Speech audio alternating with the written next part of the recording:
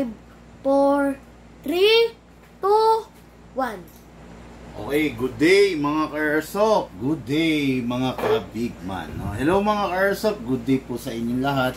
Hello mga ka-airsoft, magandang gabi po sa inyong lahat. Okay? Ngayon mga ka-airsoft, no face reveal vlog tayo. This is our episode 5, no? Mga ka-airsoft, ginagawa natin to, itong mga ganitong pagkakataon para po maliliwanagan kayo, para po maiga-guide kayo, para po matulungan namin kayo sa kung paano yung mga steps, no, sa ating paglalaro ng airsoft para hindi po kayo mapahamak. Okay? Sabi mo kami. Okay. So ngayon, this is our no face reveal vlog. Okay?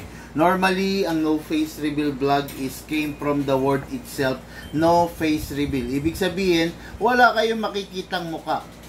Purely item, purely ang makikita nyo lang is yung i-discuss natin na bagay. Okay? Yan. Ngayon, sisimulan natin ang no face reveal vlog natin. Normally, tumatagal to ng isang oras, pero yung isang oras na itatagal nito, for sure, sigurado matututo kayo at may kapupulutan kayo ng aral. Okay? Yan. Ngayon, start na tayo mga ka-airsoft, no? Sa ngayong no face reveal vlog natin, okay, itatakel natin yung different Glock series, yung different G series na normally na ginagamit natin sa pang-araw-araw. Itatakel natin yung mga sikat, no? Yung one of the most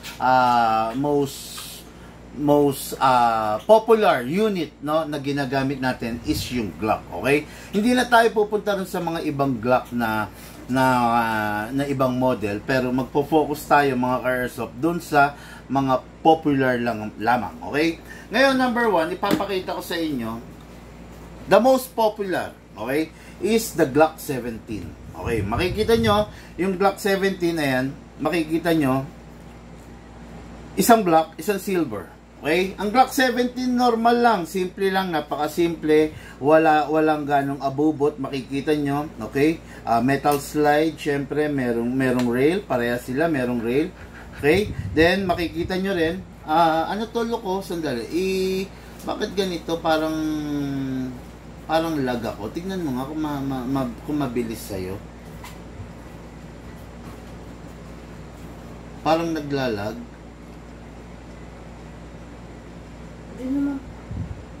Hindi naman. Sa akin ang labo. Anyway, sige, tuloy natin, no?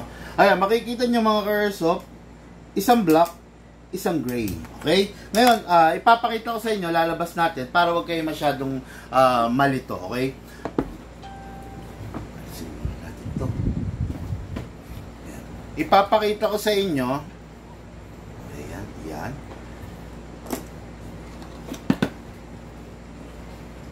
Para meron kayong idea. Ayan, okay? Yan. Ngayon, mas maganda ba pag nandito? Igigit na natin. Okay. Then, to. Yan. Okay, yan.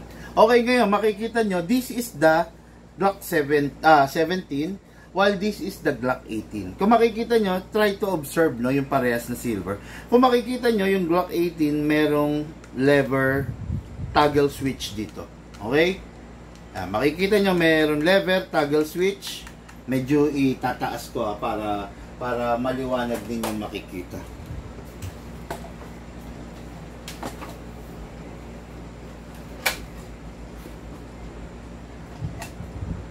Yan, okay na. Yan, sige. Yan, makikita ninyo, mapapansin ninyo, merong lever, toggle switch. As well as the block. Okay? Yung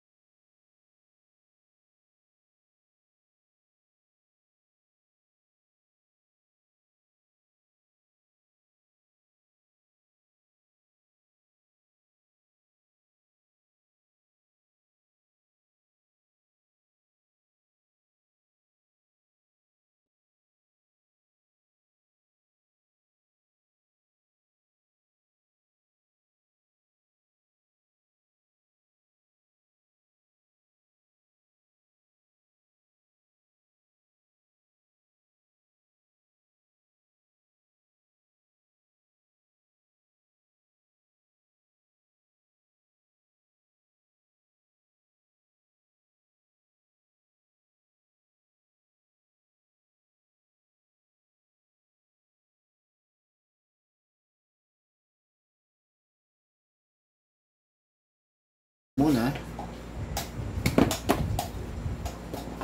Unit natin ang syempre 17, di ba? Okay.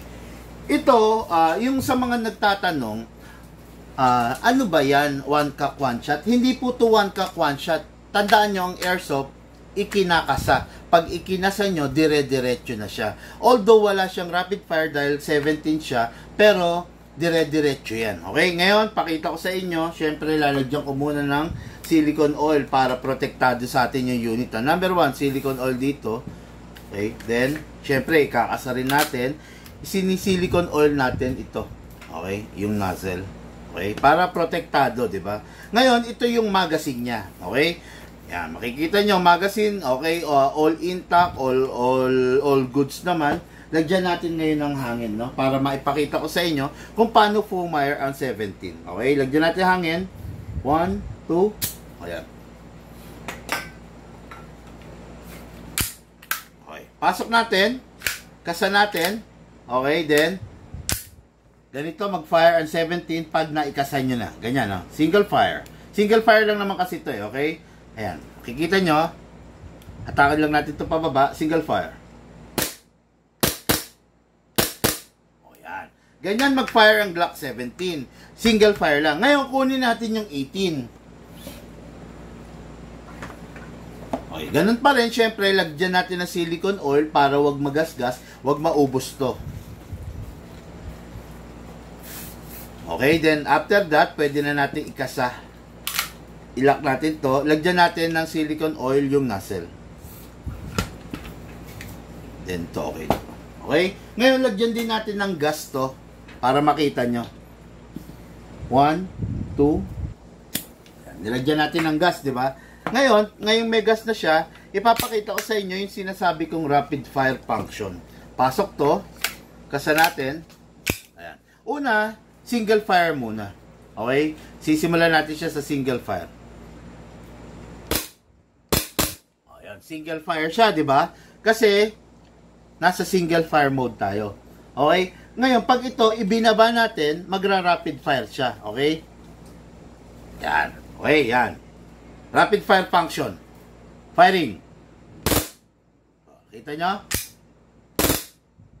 Okay, yan yung rapid fire function niya. Ngayon, dito ka mamimili whether single fire ang gusto mo or the rapid fire. Okay, yan. Ngayon, Glock 17, single fire, rapid fire. Glock 18, Glock 17, single fire only, wala siyang rapid fire. Glock 18, single fire and rapid fire function are present doon sa unit. Okay? Ngayon, ipapakilala ko naman sa inyo yung other unit, no? Actually, hindi tayo ganun magpo-focus doon kasi ang topic naman natin is, ang today's topic is 17 and 18. Okay? Pero merong other variant pa rin to. Okay? Papakita ko sa inyo is si Glock 35. Okay. Kung meron tayong Glock 18 to, yan. Kung meron tayong Glock 18 na black at meron rin tayong syempre Glock 18 na silver, ayan. Meron din tayong syempre Glock 17 na black at syempre Glock 17 na silver. Yan. Okay? Parehas yan, Glock 17, Glock 18, Glock 17, Glock 18 silver. Okay? Ngayon, itong nilabas ko naman is the Glock 35. Okay? Kung makikita ninyo, yung Glock 35 extended, meron siyang nguso. Ayan, naka-extend siya. Okay? Yan, naka-extend siya, may nguso. Ito yung silver edition ng Glock 35. Papakita ko sa inyo, next natin is yung Black Edition ng Glock 35, which is ito. Ayan, makikita nyo, may nguso pa rin, naka-extend pa rin siya. Diba? Ayan, ngayon, papakita natin, yan, ganyan ang itsura niya. Diba? Ngayon, ito, mga airsoft, itong mga unit na to is, lahat ang mga Glock, tatandaan nyo, hard polymer ang baba. Walang Glock na full metal. Okay? Yan, Glock 35, single fire, and rapid fire function para sa Glock 35. It just happened na wala tayong Glock 34, no? Kung ito may rapid fire, ito may rapid fire. Si 17 single fire, yung Glock 34 single fire din. Okay? Kaya lang wala tayong available na Glock 34 kaya hindi ko ma-sample sa inyo. Imagine niyo na lang, ang Glock 34 is ganitong ganito rin. Katulad din ito, pero wala to. Okay? Ganitong ganito ang Glock 34, pero walang ganito, tulad ng 17. Okay? Hindi ko lang maipakita kasi wala akong example ng Glock 34 dito ngayon. Okay? Naubos. Okay? Ngayon, ulitin ko, ang Glock 34 is same as this. Ganito lang rin ang itsura, ganito lang rin ang size, pero walang ganito. Ito, walang selector ng single fire and rapid fire. Okay? Yan. Okay. Kaya, huwag kayong malilito, mga ka-airsoft. Ngayon, focus tayo dito. Okay? Ngayon, yung hindi paglalagay ng silicone oil is very harmful sa unit natin. May ipapakita ko sa inyo kung bakit nilalagyan natin sa ibabaw. Okay? Kaya natin nilalagay sa ibabaw is para maiwasan natin to. Kung makikita nyo to, may gas-gas. Ayan o. Yan, makikita nyo yan, may gas-gas. Ito rin, may gas-gas. No? Nangyari na itong mga unit na to is ikinasa ng ating customer nang wala pang oil. Okay? Ayan, yan yung mga ganyan yung napapala namin, ganyan yung nangyayari sa unit. Pag yung unit, ikinasa bigla ng customer nang hindi pa nalalagyan ng oil to. Kaya ako, ang bilin ko sa inyo, palagi, i-sprayan nyo to ng oil. Yan yung part na yan. I-sprayan nyo, okay, para hindi magkaroon ng mga battle scar na ganyan. Okay? Ayan, ngayon. Dadako tayo ngayon, mga ka-airsoft, aalamin natin, no, yung kung ano yung bagay na prone, ibig sabihin kadalasan na nasisira pagdating sa Glock, especially dun sa mga unit na may rapid fire. Okay? Kunin natin to, ito magiging sample unit natin. Okay, ayan. Alisin natin to. Kailangan alisin natin tong slide. Okay? Ito, hatakin natin to pababa, kabilaan yan ayan itong part na to, tsaka ito, kailangan mahatak pababa ng sabay. Okay? Ngayon, hatakin natin pababa, sabay, then push backward, then forward. Yun. Okay. Ito ang itsura ng loob ng isang Glock 17. Same lang rin sa itsura ng loob ng isang Glock 18. Okay? Magkaiba nga lang sa hammer assembly. Pero papakita ko sa inyo, bubuksan natin, no? Magandang malaman natin Yan, okay. Pakita muna natin to, no? Yan.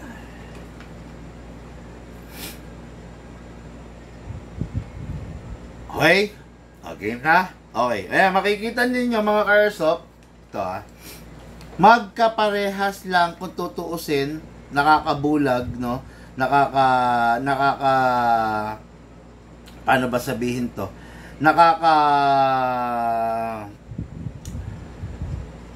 Nakakamangha yung loob niya. Ito yung kadalasan na nasisira sa mga Glock series. Itong hammer assembly na tinatawag. Isang buong assembly to kung saan ito yung hammer set ng ating unit. Okay? Yan.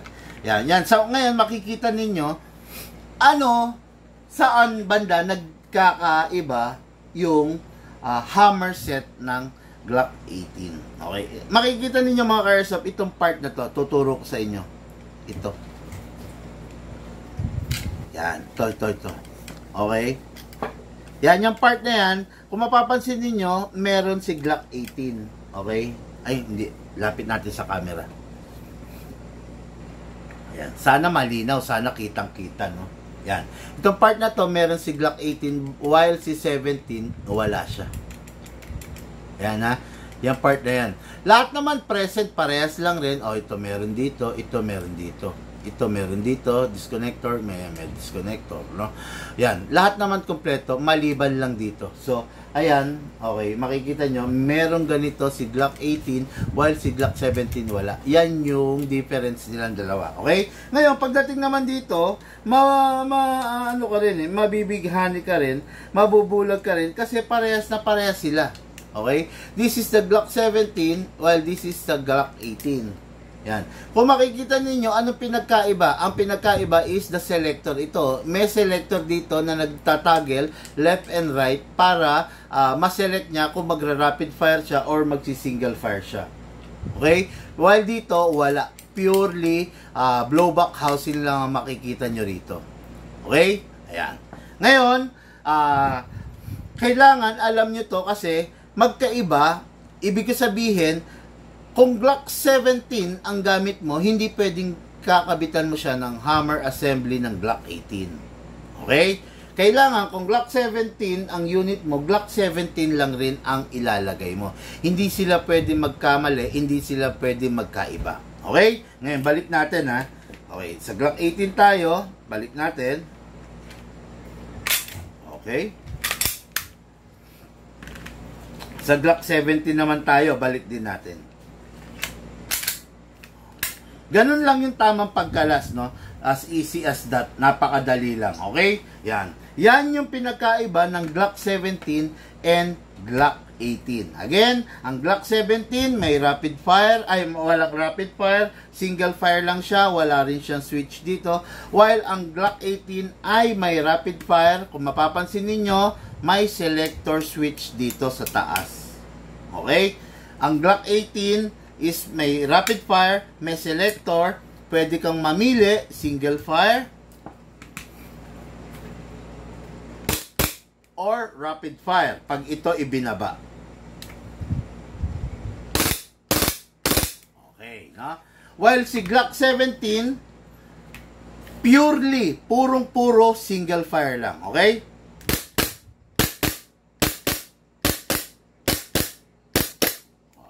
Ganon ang pinagkaiba nila, okay? Ngayon, ano ang mas matibay sa dalawa? Ito yung isa sa mga bagay na mahirap sagutin, okay? Kasi itinatanong kung ano at sino ang mas matibay sa kanila, okay? Hindi ko kayo bobolahin mga ka-airsoft, ha? Yan. Yan. Hindi ko kayo bobolahin, sasabihin lang natin yung totoo, no? Pagpasensyahan nyo na kung medyo naglalag ang aking connection. Ayaw ko sanang mangyari to pero yan lang ang kaya ko talaga, no. Ang connection natin is beyond our control. Pagpasensyahan niyo na, no. Pero gusto ko lang malaman kung clear audio ba tayo at saka kung mapagtsatsagaan yung ating yung ating live ngayon. Pa-comment po kung clear audio naman or at saka yung video kung kaya nyong pagtyagaan, no? Pa-comment na lang po. Mas okay na ako sa Glock 17, sabi ni Alan Villaris, no? Actually, Alan Villaris talaga naman, kung ako rin ang papipiliin, talagang ang pipiliin ko, Glock 17 over the 18, no? Kasi nga, dahil ang 18, nagiging sirain dahil sa rapid fire function. While si 17 is single fire lang. Yun lang naman ang gusto natin, 'di ba? Sa isang airsoft is makaputok, 'di ba? Alam nyo ba na ang rapid fire is hindi naman tumatama lahat. Okay, hindi accurate gaano ang rapid fire kasi rapid nga siya, rapido, dire-diretso, walang direction, 'di ba? G34 po, kuya, meron kayo, wala kaming G34 as of today, no? Pero sinabi ko nga sa inyo, ang G34 is same ng design sa G35, okay? Ang G34 is ganito rin ang itsura, wala nga lang to. Parang ganito lang siya, plain. Okay? Yan, plain lang siya. While sa G35, meron kasi.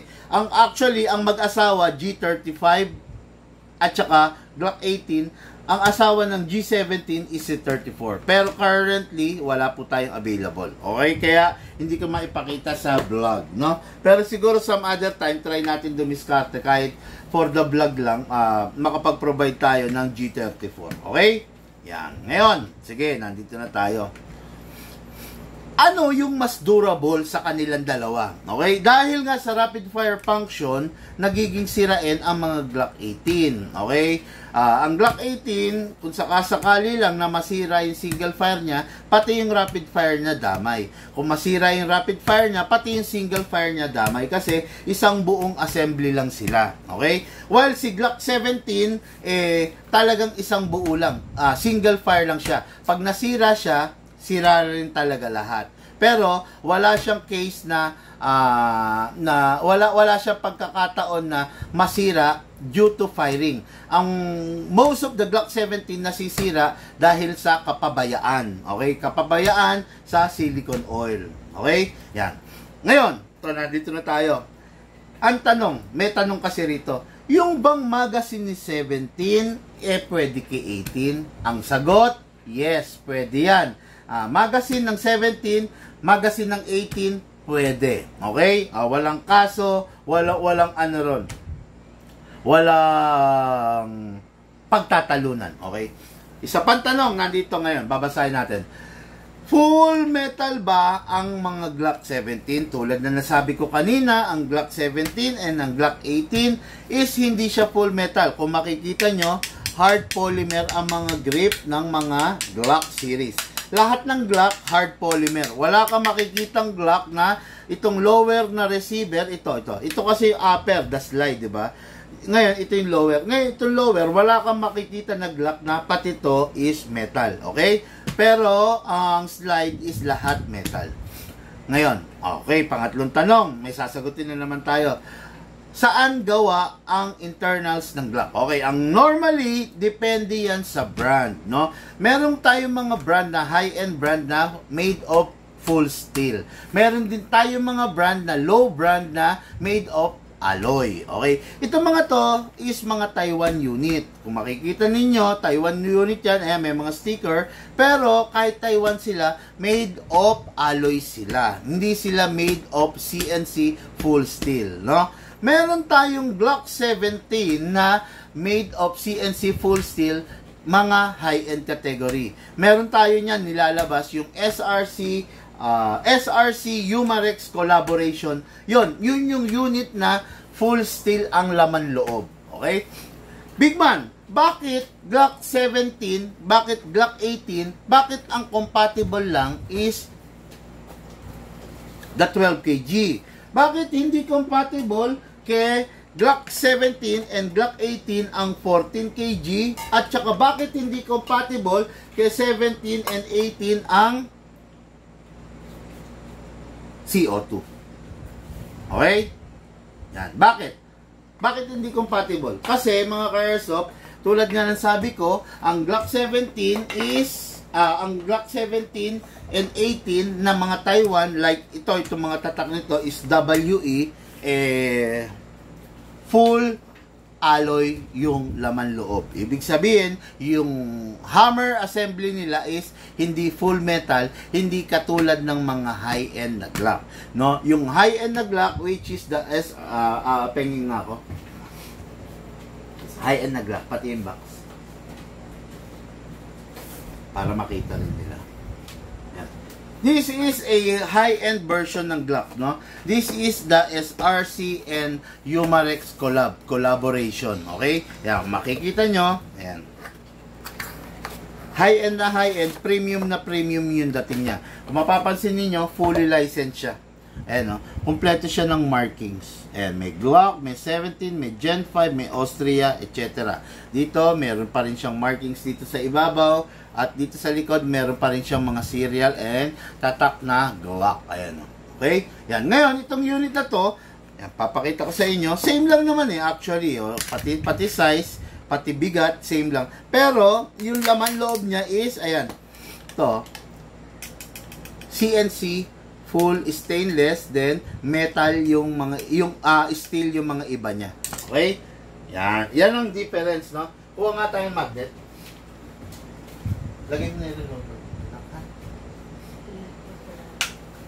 Ayan, ayan. Kung makikita nyo, ayan, oh, kumakapit, oh, ayan, oh, kumakapit kasi yung mga disconnector niya, lahat ng mga stopper niya, full metal, purong bakal, okay? Hindi katulad sa mga WE, full alloy. Pero ito, ayan, full bakal, ayan, oh.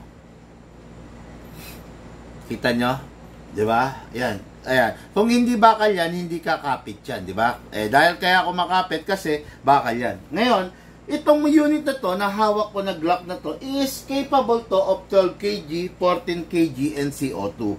Kumpara mo rito sa mga WE, although Taiwan sila, talagang merong mga limit, no? Ito, hindi siya pwede sa 14 kg, hindi rin siya pwede sa CO2. Pengi nga ako CO2 magazine ng Glock. Para makita nila.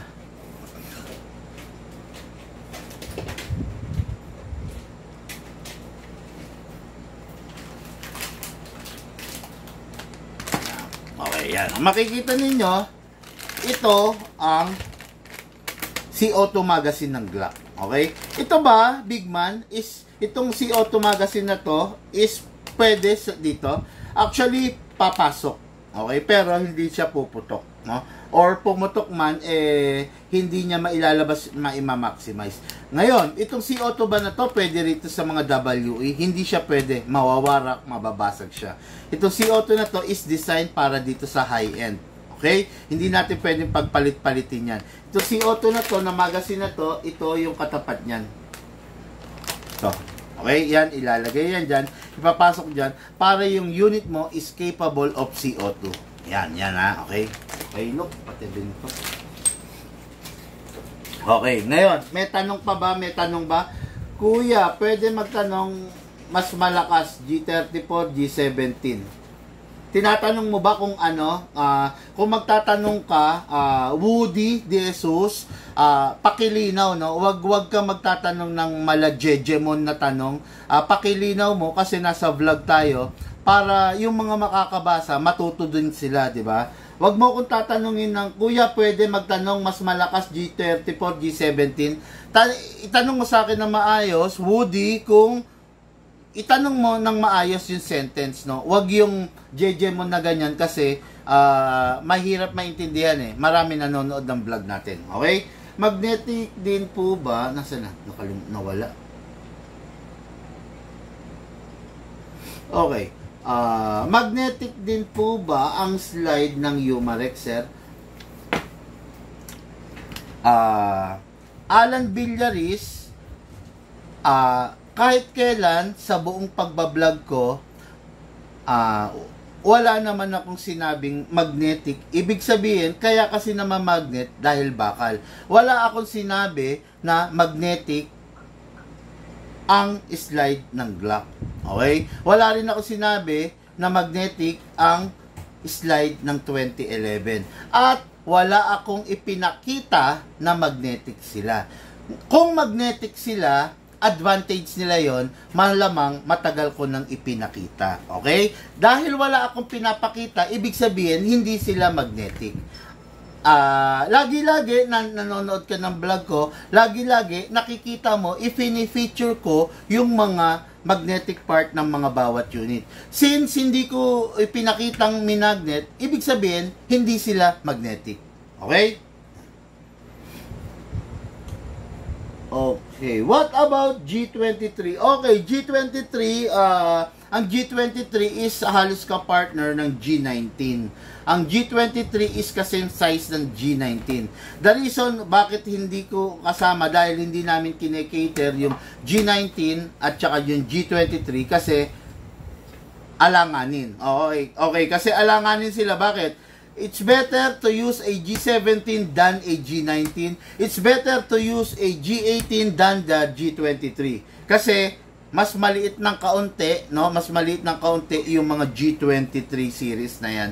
So, medyo nasasayangan lang kami. Instead na bumili ka ng G18, bibili ka ng G23, nasasayangan lang kami dun sa unit, no? Kasi malaki ang ilalakas kung ang unit mo G18 compare sa G23. Ganun din sa G17 compare sa G19. Okay, no? pero medyo fan ako ng Glock 34. Good for you kung fan ka ng Glock 34, pero ako, I hate the 34 and 35 series. Actually, no, unang-una, mahirap ang pyesa, no. Bihira ka makakabili ng aftermarket part na, especially the outer barrel ng G34. Medyo mahirap hanapin. Hindi ka makakabili ng inner barrel ng Glock 34. Medyo mahirap hanapin. Okay? Kung yun ang gusto mo, di okay lang rin naman, pero hindi siya advisable, especially kung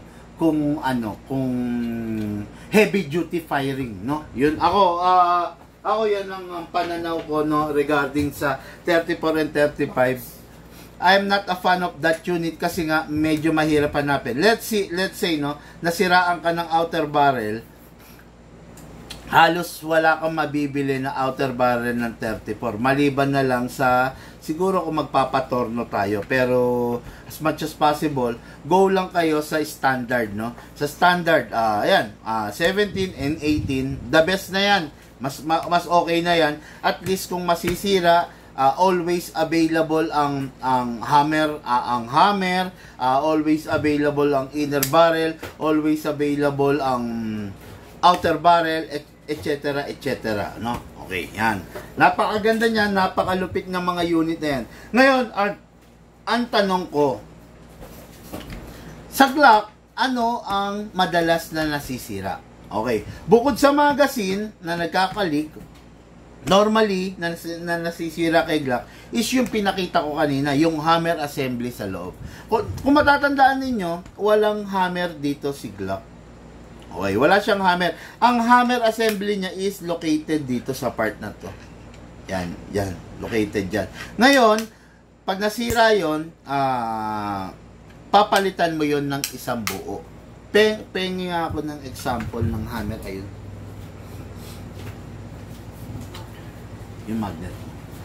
Para mas maganda kasi na ipapakita natin ng maliwanag sa kanila. Pag naipapakita natin, at least, yan. Okay, yan. Akin na, labas mo. Isa lang.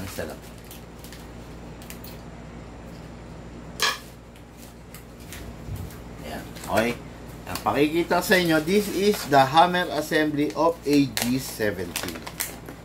Yan. Ganito yung isang buong part na sinasabi ko. Ayan. Yan.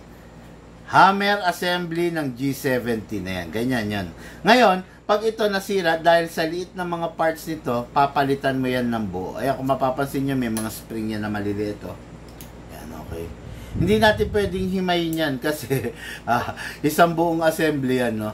Pag hinimay mo yan, nako, mababaliw-baliw ka dyan, no? Yan. Pag nasira yan, isang buong assembly yan, ganyan ang itsura niyan. Okay? Yan. Pinapalitan yan ng isang buo kung sakasakaling masira. Okay, Lucas? Huwag mo lang ibabagsak to, ha? Napakadelikado nito. Yan. Okay? Yan. Ngayon, nakita ninyo yung difference ng 17 and 18. Ngayon, kung kayo yung tatanungin after all ng mga sinabi ko, ano yung prepare ninyo? The 17 or the 18? Diba?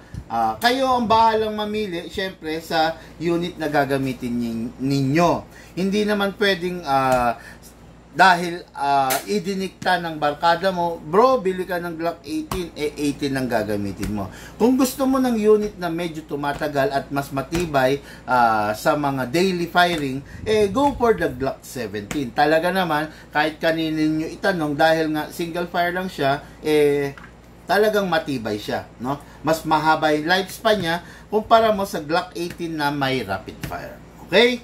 Ayun. Okay, yun lang muna mga Airsoft, no? This is our episode 5 of our No Face Reveal vlog na hatid sa inyo ng inyong likod. Dito sa No Face Reveal, matututo kayo, may malalaman kayong impormasyon, bagay na papakinabangan nyo sa mga darating na araw. Okay?